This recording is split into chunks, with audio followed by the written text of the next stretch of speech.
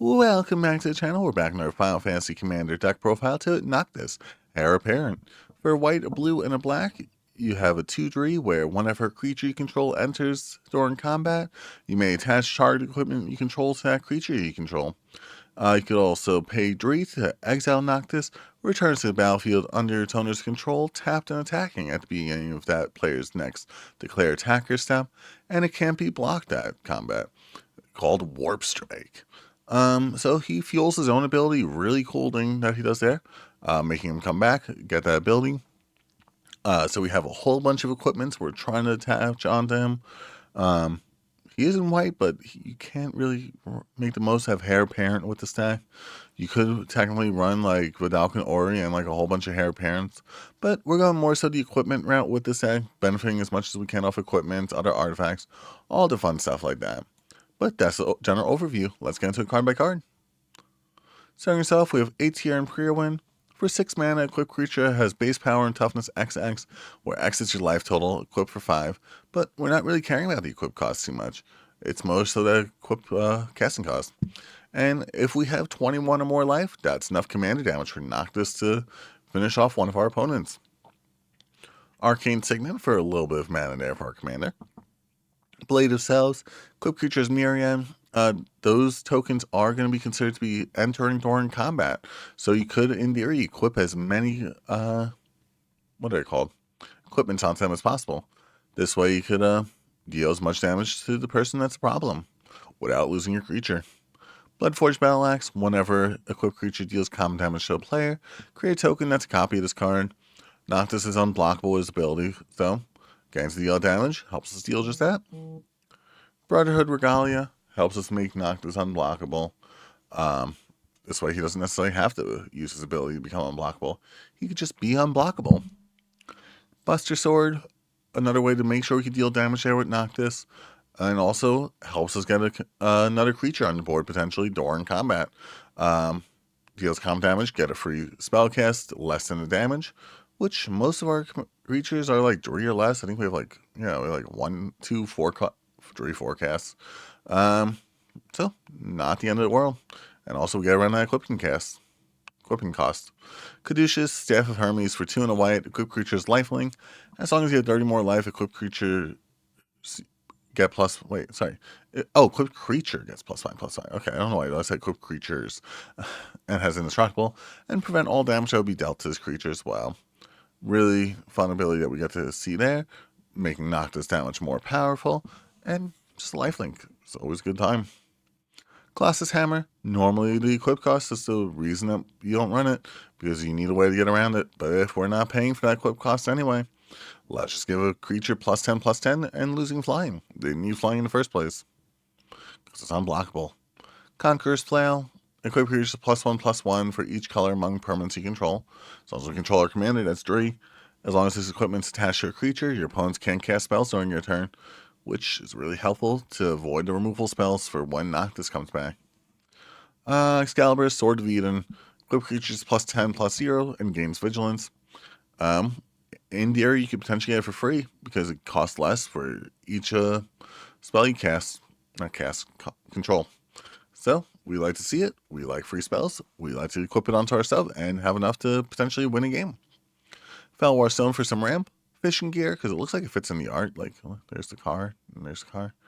And then whenever a equipped creature deals comp damage to a player, exile top card of that player's library. If it's a permanent card, put it onto the battlefield under your control. If you don't, get a fish. Which would you prefer? Would you prefer to get their Atali onto your board, or would you prefer 1/1 fish? Either one's not a bad time. One is definitely a significantly better time, but fishing is a fun game.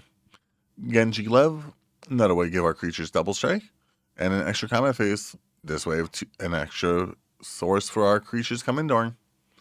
Helvar, God of Battle, another way to cheat some equip costs, allowing you to equip as many equipments to his creature as possible. Let's see it. And also, he could become an equipment himself. Sword of the Realms, vigilance +2/+0. That's about it. Cauldron Complete, Living, weapon, indestructible, so you already get it attached to something.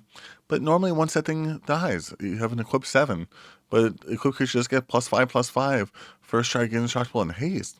I tend to want that thing around. So let's cheap that equip cost and get it onto something else. Lightning Greaves. Only thing with Lightning Greaves with this deck is you can equip something on something while it has Lightning Greaves on. So make sure you don't have Lightning Greaves on the thing you're trying to equip everything onto. But the haste is nice. Machinist Arsenal. Job select equip creatures +2/+2 for each artifact you control. It's an artificer in addition to its other types. Let's just say that could be enough to win the game, especially if you equip all of it onto one name. Get around to equip Larkos too. Clear Spike, another just good equipment, having our opponent's life total. Rogue above the Archmage, equipped to a Shaman, Warlock, Wizard. He's a human noble, he's not one of those. Whenever a equipped creature deals combat damage to a player, you get to draw that many cards. We have this along with a bunch of other equipments. That could be a lot of cards for drawing. Soul Ring for some ramp. Swift Boots for some more haste. Sword of Fortin Frontier, a way to make sure creatures could deal the damage without having to be unblockable. Also getting some extra spells to cast and additional land. We like to ramp. Sword and Heart and Home, way to search library for some basic lands and blink our creatures, potentially having them enter during combat. Like this way, if they were just like one of our creatures is playing Celestia, we could just have it be unblockable by that person, deal damage, have that creature be blinked, and then attach everything else to it. Sword of the Animus for some more ramp. Aether Spark, another good equipment, giving us a lot of mana, couple cards to draw, or some counters. Key to the Vault, another good equipped spell, allowing us some free spells off the top of our opponent's decks. Nope, off the top of our deck. Ultimate Weapon, equip creature attacks, destroy target creature and opponent controls. And normally it's equip 7, but getting around that's nice. And then Wrecking Ball Arm, another way, give a really good stat line to one of our creatures. And then for our creatures, Aang, Swift Savior, mostly in here because it's a creature with Flash, because Flash creatures can be cast during combat. But he's essentially a counterspell for your opponent's spells as well. And we don't even care about the flip side, we're never flipping it. Adeline, Responding Kadar, powers equal to the number of creatures you control. Whenever you attack for each opponent, create a 1/1 human, which each of those we could attach an equipment onto, which they were never expecting. Brass Squire, in order to cheat some equip costs, in order to get some strong creatures. Cloud, Midgard Mercenary, in order to search up our equipment, double up on our Sword of's abilities, even some other abilities like the Buster Sword. Codsword, Handy Helper, cheat some equip costs, get some extra mana, all the stuff we like to see. During Curiosity, we're trying to deal some combat damage. Let's draw some cards. Darium Sculptor for some cost reduction. Jinsakai, why stop dealing damage once when you deal it twice? Draw some cards while you're at it, or just make something unblockable. Just a really good card overall. Noctis, Prince of Lucis, allowing us to cast our equipments from our graveyard. This way, when we get Vandal Blasted, we aren't out of the game. Pure Steel Paladin, in order to get some extra draw power, along with cheating some equip costs. Squall, Seed Mercenary, another way to bring our equipments back from our graveyard. This way, we could just bring them back and just put them right on the battlefield. Sram, Senior Edificer, some more draw power. Stoneforge Mystic for some more search power for our equipments. Blue Spirit, may cast the first creature spell you cast each turn as though it had Flash. Allow us to equip it with all of our equipments if it enters during combat.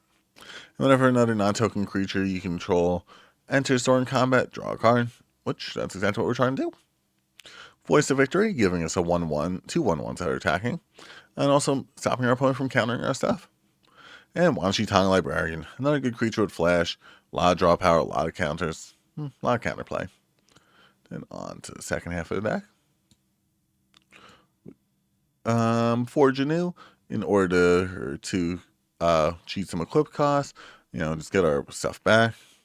Phyrexian Arena for some draw power. Reconnaissance, this way we can attack on our stuff and not necessarily have to have it be a part of combat. Sigard's Aid, in order to equip our stuff at flash speed, we don't just cast our creatures at flash speed. We also equip our stuff at flash speed. Offer you can't refuse for a counterspell, Arcane Denial for a counterspell for a counterspell, Delvin Veto for a counterspell, and Swan Song for a counterspell. Dark Ritual for some ramp, Generous Gift for some removal, Path to Exile for some removal, Restoration Magic for some protection, Stroke of Midnight, and Source of Plowshares, all sources removal. And then Dam for a board wipe, Flash Photography, allowing you to cast spells as though they had flash. Yeah, we like to see it. Open the Armory, Steel Shepherd's Gift, both searches up our equipment, and Toxic Deluge for another board wipe. Overall, really fun deck, I think. Equipments just aren't like necessarily my style of like playing, but like he does make them good. He does look fun. Just overall, it's an overall good commander, I'd say. But if you guys want to see more like this, make sure you like, comment, subscribe so you can stay tuned for those. And thanks so much for watching. I hope you have a great day.